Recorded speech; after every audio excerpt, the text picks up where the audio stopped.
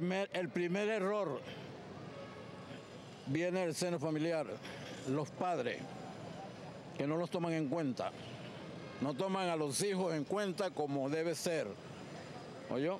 Porque los niños son el futuro de nuestro país, pero no como los niños que tenemos en Venezuela, los que se vienen levantando, pero no es culpa de ellos, ni es culpa de la educación, es culpa del seno familiar, los valores.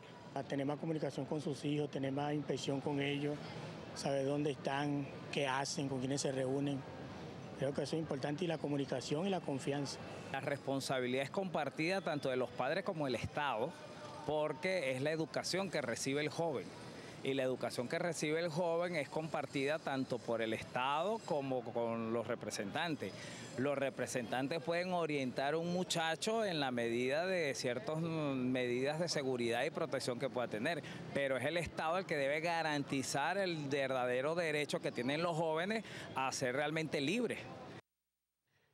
Bien, estos son parte de algunos consejos que dan venezolanos y venezolanas para la atención y el cuidado de los hijos de nuestro país. Ha habido, doctor, y se lo dejábamos pendiente del segmento anterior, esa costumbre de los padres en decir, bueno, por la situación de inseguridad que se vive en Venezuela, le dicen a los hijos, llámame, escríbeme, mándame un mensajito, cuando yo te llame, por favor, responde. Es decir, ¿cómo manejar todo esto evitando que el joven lo interprete como una invasión a su privacidad? Claro, claro, algo muy importante. Bueno, fíjate, las personas que entrevistaron en la calle, fíjate qué interesante, tan asertivos los puntos que plantearon.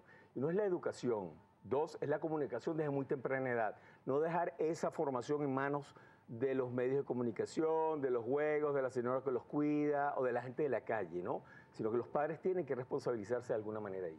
Ahora, ¿cómo hacer? Bueno, fíjate, cuando un muchacho tiene una salida, un adolescente tiene una salida, se torna muy sensible a que pueda ser invadido por los padres, ¿no? Entonces, ¿qué es lo que hay que hacer aquí? Bueno, mantener una comunicación asertiva, es decir, que podamos mantener una comunicación donde equilibremos lo invasivo y lo pasivo dentro de la comunicación. Es decir, que el muchacho mantenga una comunicación adecuada, nos dé la información necesaria para que nosotros podamos estar seguros y él también pueda estar seguro una vez que salga.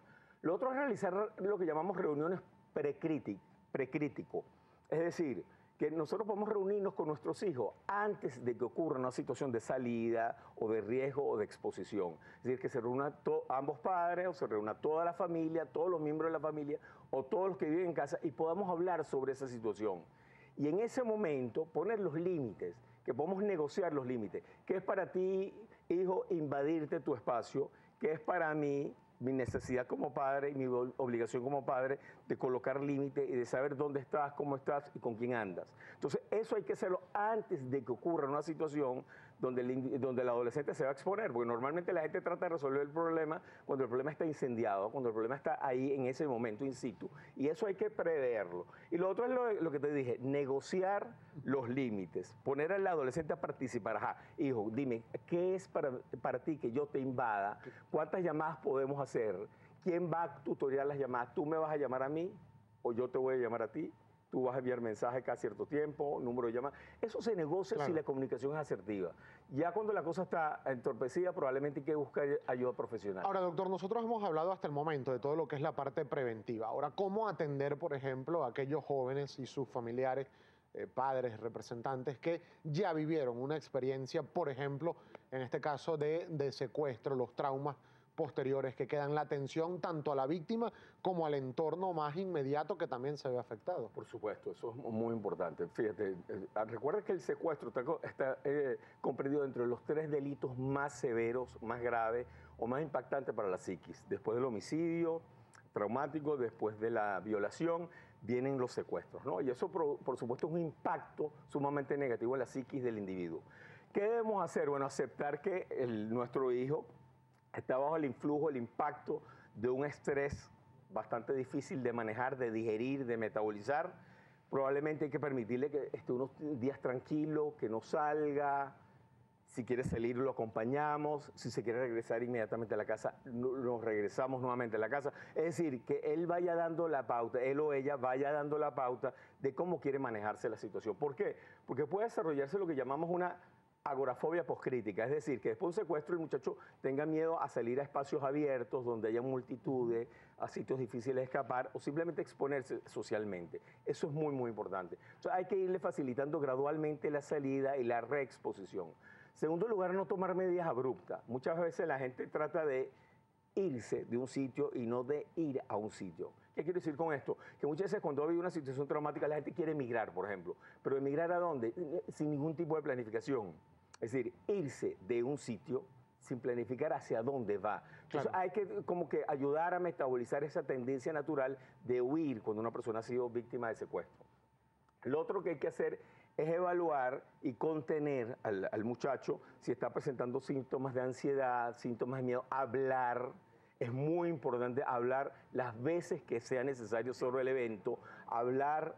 Fíjate, Gabriel, no es lo mismo pensar sobre una situación traumática que me ocurrió que hablarlo con otra persona y sobre todo con otra persona que me está escuchando. Claro. Yo siento que me está escuchando. El poder hablarlo y hablarlo permite la reelaboración y la metabolización de la situación. ¿Cómo se dice coloquialmente para drenar? Doctor, en estos momentos, cuando se está viviendo en el mundo entero una amplia globalización, tecnología de la comunicación y de la información por doquier, la participación de los jóvenes en redes sociales es bastante activa. Ya autoridades venezolanas y el mundo entero han dicho que esto es un caldo de cultivo para la posibilidad de generar allí secuestros y que se estén publicando aspectos personales. ¿Cuál sería su recomendación, más allá de los aspectos de la seguridad, en cuanto a lo personal, a lo afectivo, a lo psíquico, para evitar utilizar las redes sociales de forma inadecuada? Nuevamente es la comunicación, Gabriel. Realmente todo está basado en la comunicación, en la educación, la formación, y que el muchacho sepa que no debe estar enviando señales personales de información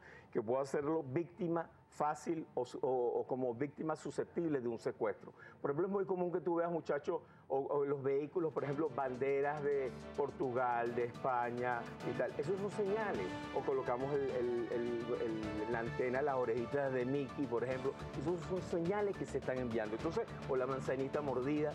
Esas cosas hay que evitarlas, porque son señales que se están enviando y que te hacen susceptible de ser objetivo de un secuestrador. Lamentablemente el tiempo se nos ha agotado, doctor. ¿Coordenadas para tener contacto con usted? ¿Participación en redes sociales, correo electrónico? Fíjate, puedo dar básicamente mi dirección de Twitter, es @LuisMadridP, Luis Madrid con D de Dinamarca al final, luego una P de París, y por ahí podemos prácticamente tener contacto con las personas que estén interesadas en dialogar sobre el tema. Muchísimas gracias. Gracias, Gabriel. Doctor, agradecemos la presencia del doctor Luis Madrid Perosa, psiquiatra y psicoterapeuta, además coordinador del Comité de Trastornos Afectivos de la Sociedad Venezolana de Psiquiatría. Vamos nuevamente a la pausa en primera...